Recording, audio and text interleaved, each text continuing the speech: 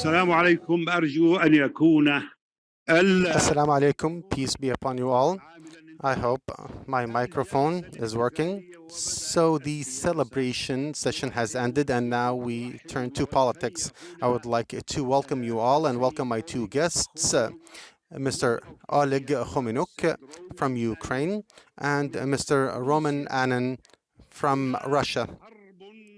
There is a war in Eastern Europe. Arabs don't take too much care of it, but it is shaking the world.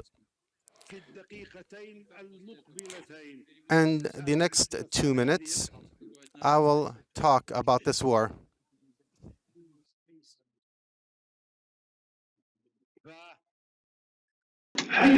This war, we have a problem in its name. First fact, this war has been going on for 8 years. And since 10 months, there was the Russian invasion of Ukraine. The war is called different names. It is the Russia-Ukraine war, or the Ukraine-Russia war, or the Russian invasion of Ukraine, or the war against Ukraine. Of course, this is important to every journalist. So many considerations are important to the world. Among these considerations is the aggression on the sovereignty of a country, which is Ukraine. Also, geostrategic considerations of Russia, which considers East Europe, specifically Ukraine, as the south or the waste of Russia, and also the blockade imposed by the West against a major power, and which could lead to a war which could be much wider than just East Europe. So the war currently in East Europe, as I call it, in order not to fall in the trap of other names, indeed is impacting the whole world, and it is not easy to be non-biased or neutral. Of course, there's the media, which I wish my two guests would tap into, but I am sure, of course, each will, or they will talk about many economic considerations and humanitarian considerations. Of course, there is the other aspect of human rights and the civilians. Of course, there's bombing of civilians, bombing of non-military facilities, energy, etc. Of course, this is part of the nature of any invasion. So I would like to invite my two guests to talk for 7 minutes approximately for each one, and then we will take your questions. I hope I have not taken more than 2 minutes. Oleg Khomenuk from Ukraine, the floor is yours. Yeah, thank you. Do you hear me? Yeah, it's good. I was expecting that I will have some slides to show, but I can start it now. So, as the session, the panel is called, we will talk about the media, so I would rather focus on what's going on with the media in Ukraine that now is suffering of the war. I would provide some brief statistics. Can you just open the next slide? Because I don't have clicker. Yeah, we have 42 journalists who were killed in the war, and I can say that 8 of them killed while they were being on duty. The rest was either civilians who were killed by the shelling of the Russian military, or were conscripted and were part of the Ukrainian military. And we have also here, I will not just read what is on this slide, we have a lot of issues with the journalists and the media. My country media is suffering because of the destruction of the communication lines, inability to broadcast and to produce content, and the shortcuts of the electricity now creates the situation when the internet is not accessible and the media can't actually produce the content which is important not only for the Ukrainian audience but for the audience from all over the world. And if you will open next slide, you can see the faces of the people. These are the journalists who were killed on duty. There are not only Ukrainian but also the Western media reporters who were killed while they were doing their journalism work. Can you get to the next slide? Yeah, that's how the reporters of Ukraine are working. There are some examples of the prominent reporters who were working for the informing the world about what's going on in Mariupol. And just next slide. That two reporters, Evgen Malaletka, and they spent more than a month in Mariupol that was under siege. And next slide. And they were just reported of what's going on there. They reported how the Russian military destroyed the maternity house and how they were shelling on the just civilian buildings. Next slide. And that's just an example of the photos that made more than just thousands of words, because they shows these photos show what is going on and how it is going on. Next slide, please. Talking about what the investigative reporters are doing now in Ukraine, one of the projects that started almost immediately after the invasion of Russia, that's the project of the database of the war criminals. It includes several dozens of thousands of the Russian military and police servants and Russian Rosgvardia, Russian special forces, who were detected in Ukraine and committed some war crimes. That's the mixture of the data journalism and the regular journalism that our reporters are doing. Next slide. And just talking about, thank you, we found finally. But talking about what the reporters are doing and what the media are doing in the conditions of war. First is resisting the government and politics pressure, because actually war created the situation when the access to the public information for the most of media is limited. Another goal and activity that they are doing is debunking of propaganda and disinformation, to make the audience clear understanding what's going on and to avoid the misunderstanding and other consecutives of what's going on. Investigating and reporting of war crimes and criminals. That's one of the major goals for the investigative reporters in Ukraine now. They are also established the network to support those who had to be relocated because of the invasion to the Western Ukraine, and helping to keep the media going on. I don't know whether I managed to do it in 7 minutes, but yeah. Okay. والكلمة الآن للسيد رومان أنين من روسيا. تفضل. Roman? Yeah, I'm giving myself 7 minutes so that I don't overuse your time. So now I represent iStories, the investigative media outlet that I started 2.5 years ago. It was a small media outlet. Now it's not that small after the start of the war. Before starting iStories, I worked for 15 years at Novaya Gazeta, which was one of the most well-known Russian newspapers in the world. And unfortunately, it was mainly known for the number of people that it has lost. I mean, 6 of my colleagues had been killed during 15 years. And I always mention their names because I want the world to remember their names. It's Yuri Shikachikhin, who is considered to be the father of investigative reporting in Russia. He was poisoned by Russian secret services. Anna Politkovskaya, she was writing stories about Northern Caucasus, especially she was investigating crimes in Chechnya. Igor Domnikov, he was beaten by the cruel organized crime group. He was investigating regional authorities in Lipetsky region.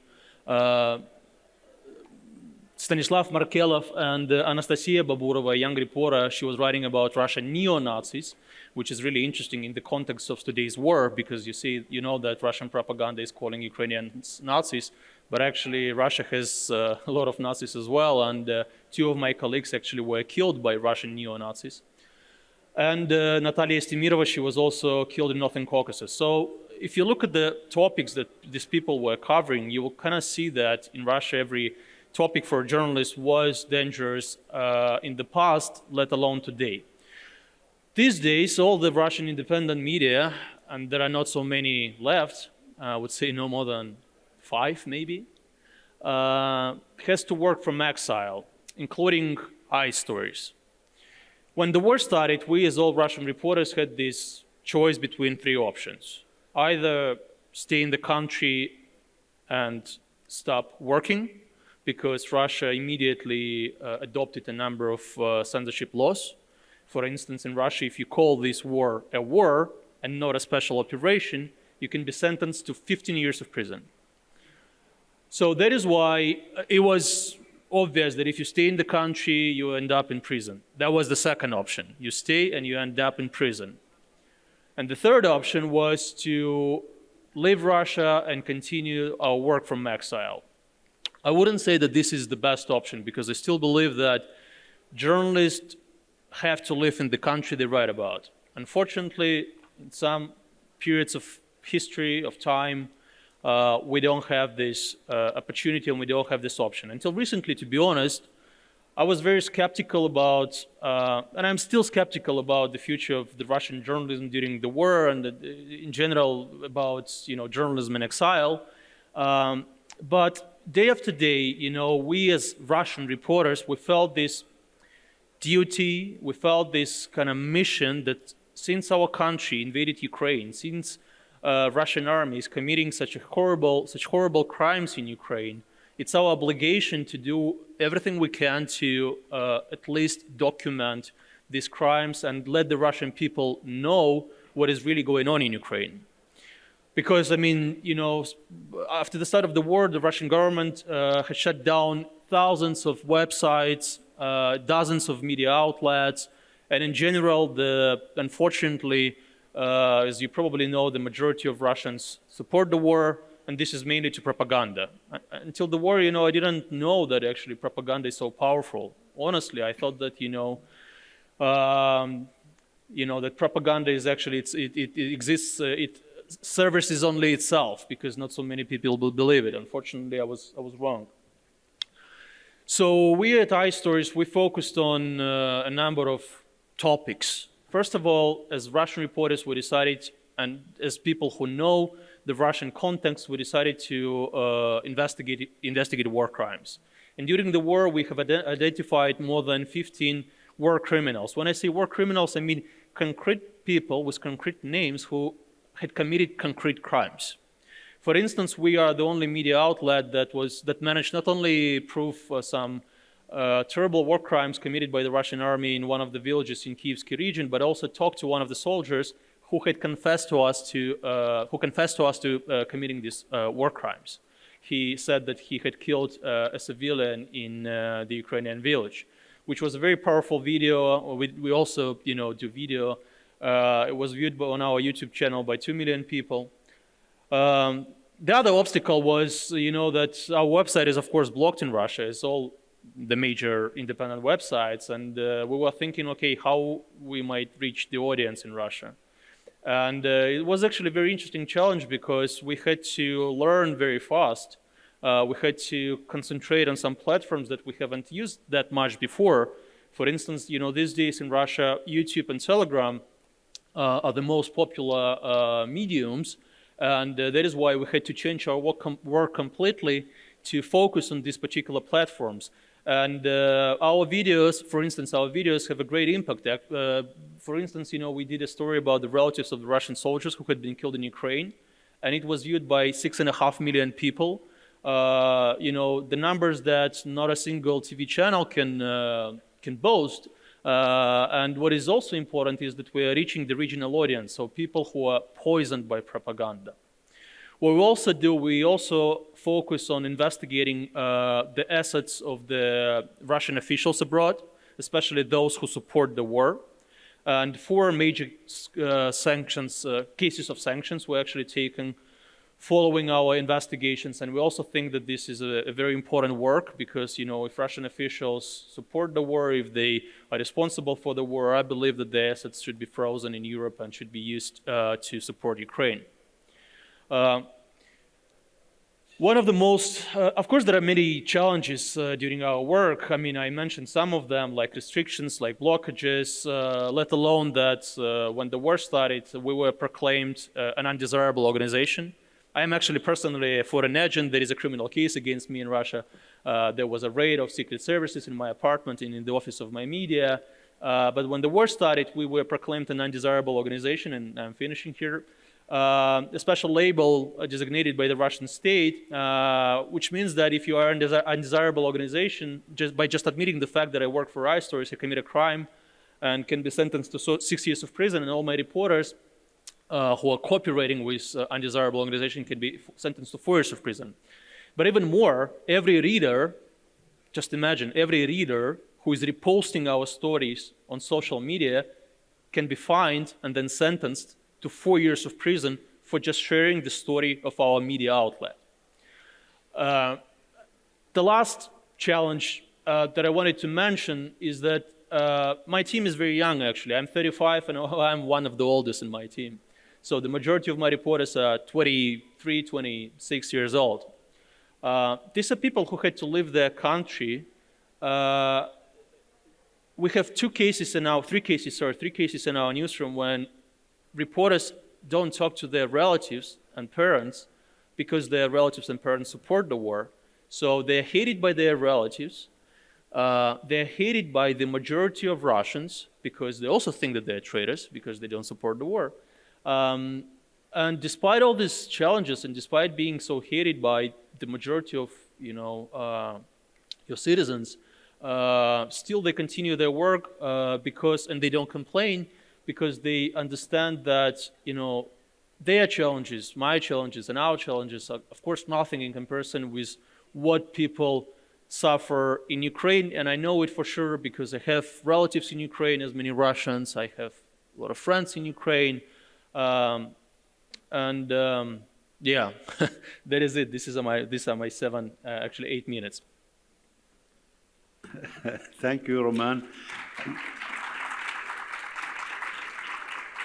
You have taken from Oleg's time, so I'll ask Oleg before I get I have to switch back, and I heard from the interpreters that those who talk in 2 languages interrupt translation, so we have to talk in only 1 language. So this war is between the biggest country in the world and the biggest country in Europe. Ukraine Arabs are not too interested in it, but as long as the Arabs are far away from this struggle, then they think as the head of the tribe. And Oleg, question is for you. We say, why does not Ukraine promise to be neutral, similar to Switzerland, and live its life neutral and not represent any threat to Russia, and to gain at least the salvation from the Russian harassments? This, of course, if this was to happen before the invasion. So is this option mentioned in Ukraine, or is it viable or possible?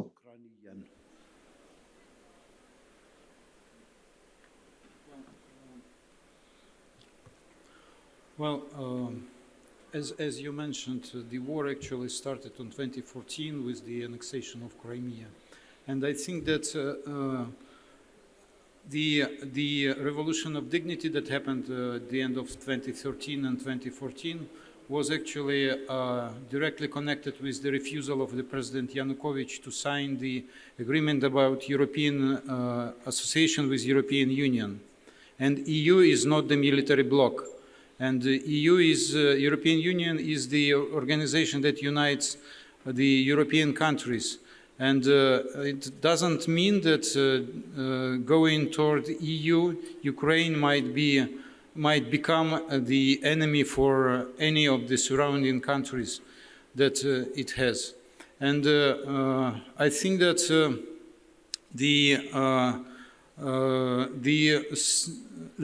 going to NATO now for Ukraine is a kind of the way of prevent the total destruction from the Russian side.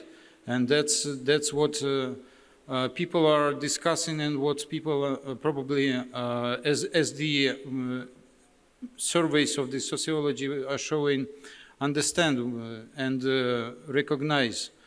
I would go even earlier, when in mid of 90s Ukraine considered to get rid of the nuclear weapons. The Budapest Memorandum had been signed that actually declared the territorial integrity of Ukraine. And it was signed also by Russia, but it turned out that this agreement or this memorandum costs less than the paper that it was signed and written on. And I think that that's eternal question: who was first, who was actually threatened and or who became an enemy for, or just being dangerous for Russian empire that now is trying to re-establish the empire in the borders of the Soviet Union. And I think that that's not only about, it doesn't go only about Ukraine. It goes also about the Baltic countries that might be under threat. And it goes also about the North Caucasus or South Caucasus, and that's Georgia, yeah. الأسئلة. Now I give the attendants the opportunity to ask questions. If you could find a microphone first, please, and raise your question. بالنسبة للصحفيين الأوكرانيين هل The question with regards to the Ukrainian reporter journalists, do they have the right to write about anything or everything, or is there censorship in Ukraine? Is there no freedom of journalism in Ukraine? I would say that Ukraine has the system of self-regulation, and we have the martial law now.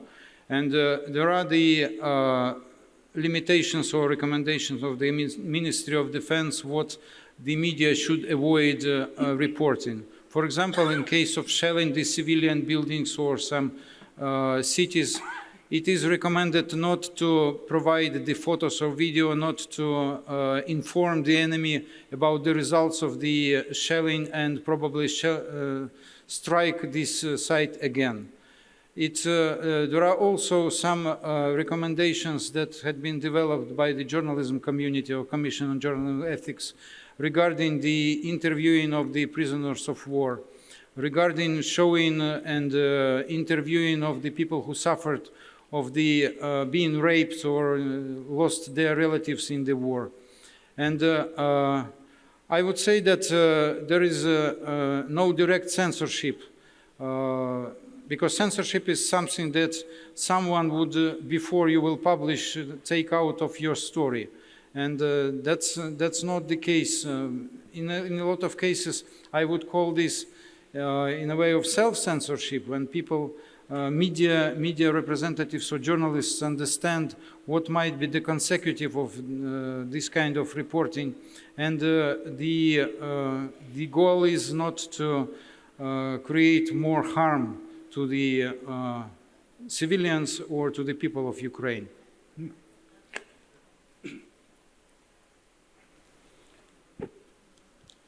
يعني كانت هذه This session was an opportunity to hear the independent rhetoric from the Ukrainian and Russian side.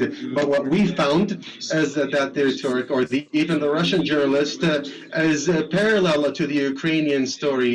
So I believe in order to be objective, or there should be a Russian voice, not as because we support the war ethically or humanitarian, because there is no logic to support the war, but the independent Russian journalist spoke about war criminals and crimes. This could be true, but we cannot hear the other side, which is the Russian side.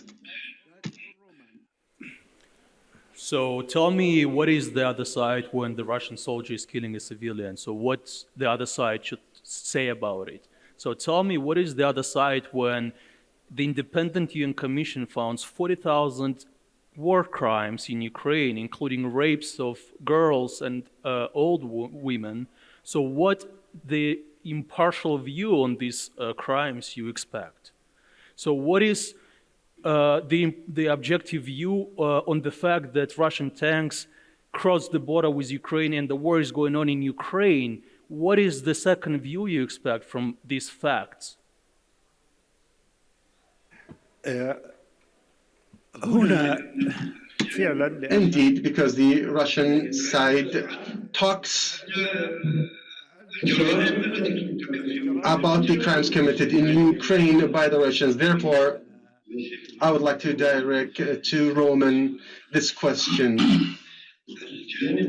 The Russians always say Ukraine is the strategic dimension.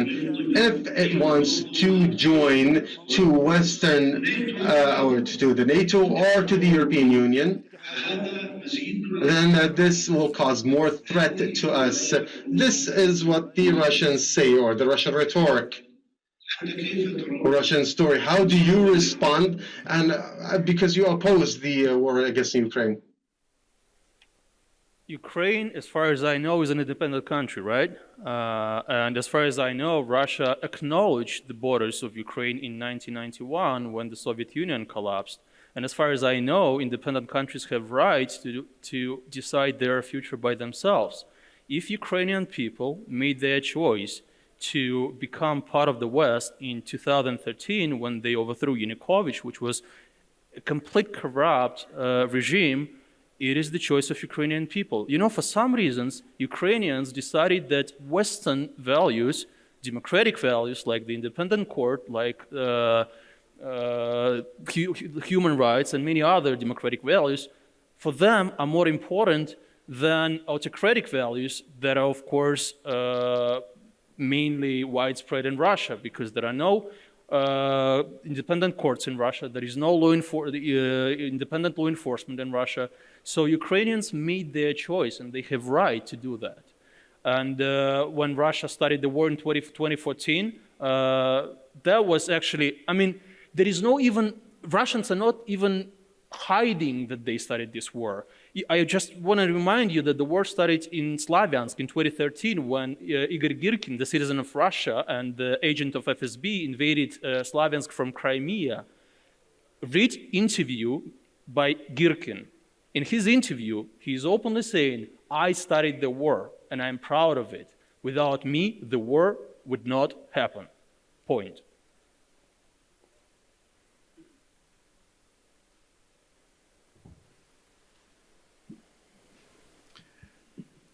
هناك ثلاثة أسباب. There are three reasons for the war. Two of them are publicly announced, and the third remains floating. The first reason is the occupation of Russia, or the occupation of Crimea. Just in brief, short history, Crimea was independent.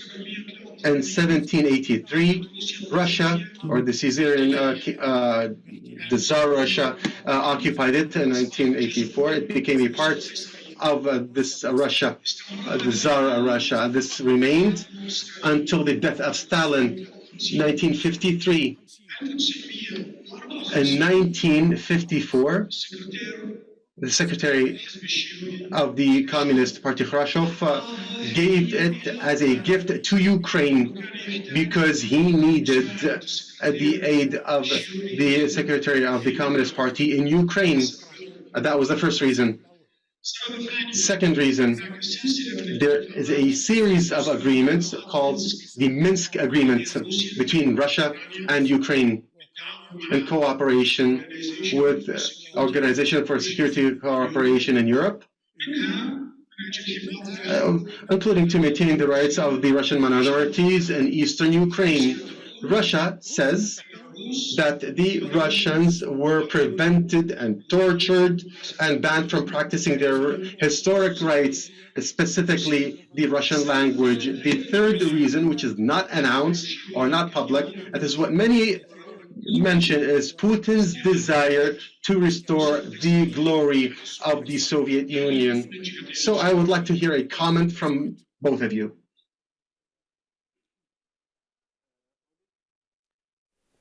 Yeah. First, about Crimea. Crimea was Crimean Khanate was part of the Ottoman Empire as vassal of the Ottoman Empire, because until the 1772. In 1772, Crimean Khanate became independent state because of the pressure of Russia to the Ottoman Empire in a war. And in several years, in 1783, it was annexed and occupied by Catherine the Great, the Russian empress. And actually, since that time until the 1994, it was mostly occupied by the Crimean Tatars. There were several waves of immigration. The first one started when Crimea was actually occupied by Russian. Second wave was after Crimean Tatars fled from the Crimea after the Crimean War. And the most and the biggest issue that was related to the Crimean Tatars was the deportation of 1944. And they were deprived of the right to come back to Crimea until almost the Soviet Union collapsed. And it was, I wouldn't call this as a gift of Khrushchev to Ukrainian Communist Party, because it was actually adopted by the government and by the parliament of Russian Federation and Ukrainian Soviet Republic. And in 1991 and in 1993, on the Belовежская Пуща agreement, when the Soviet Union collapsed and when the Budapest Memorandum had been signed, Russia recognized the territorial integrity, including Crimea. That's the point which is actually stating that Crimea is part of Ukraine, and it was in case we were talking about the reason of the war, that's not the reason of the war from Ukrainian side. And Ukrainian government always stated that they are looking at the only peaceful ways to solve the problem of occupation of Crimea. Regarding Minsk memorandum or Minsk agreements, I think that it was this agreement had been violated mostly by the Lugansk and Donetsk so-called people republics, and it was used as a pretext to protect or defend the people from these territories that Putin officially agreed to take to the Russian Federation as a part of the federal units. And as I already stated, I think that the Russian government or Russian leader, Russian president, it's hard to define who is, how to call him, has a desire to restore the empire and the glory of the Soviet Union, as they said. I agree that that might be the major reason of the war, and I would say that there is a fourth reason, that Russia spent $1 billion in trying to influence on the Ukrainian community and made them loyal to the Russian government. And this money had been stolen because of the corruption inside Russia. And Putin might be misinformed about what's going on. He was said by his FSB or GRU or whatever, his AEDs who had been stealing this money, that people will be just greeting with the flowers the Russian troops, but it never happened. حسنا. Roman, anything to add? تريد إضافة شيء? Well, yeah, I mean, to the first point, I really don't understand this logic. I mean, Siberia was, joined Russia in the 17th century. Does it mean that Siberia, needs to become independent? Kaliningrad was joined Russia in 1945. Does it mean that Russia needs to give Kaliningrad back to Germany? There are many territories, not only in Russia, but in other parts of the world, that many years ago, belonged to other countries. Does it mean that we all need to start the war and kill each other because 50 years ago or 500 years ago, a territory was independent or was part of other country? I think this is honestly a stupid logic. As to the second point about the east of Ukraine, and this is something I know personally because my granny lives there and I visited Donbass every year, every summer during almost 18 years. I spent 3 months all the summer in Donbass.